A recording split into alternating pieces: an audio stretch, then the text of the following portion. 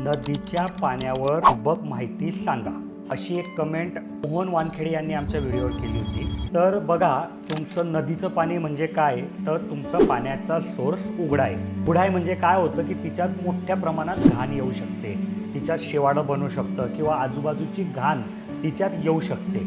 हा प्रॉब्लेम तुमच्या बोरिंगला नाही आहेत, तुमच्या विहिरीला नाही आहेत। तर अशा परिस्थितीमध्ये तुम्हाला तिथे सँड फिल्टर वापरावं लागतं। तुम्ही जर तिथे सँड फिल्टर वापरलं तर ही जी काही घाण येणार आहे मोठ्या प्रमाणात, ही तिथे अटकली जाते आणि मग ते पाणी शुद्ध होतं।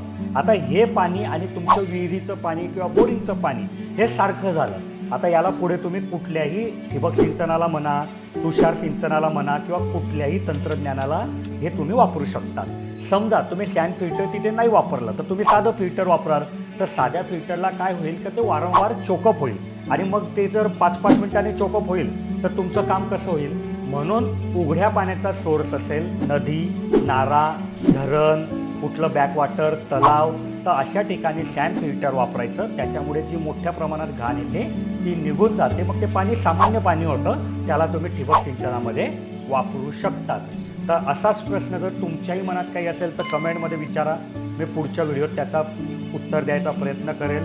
आणि अजून अशी माहिती जर तुम्हाला आवडली असेल तर या व्हिडिओला लाईक नक्की करा।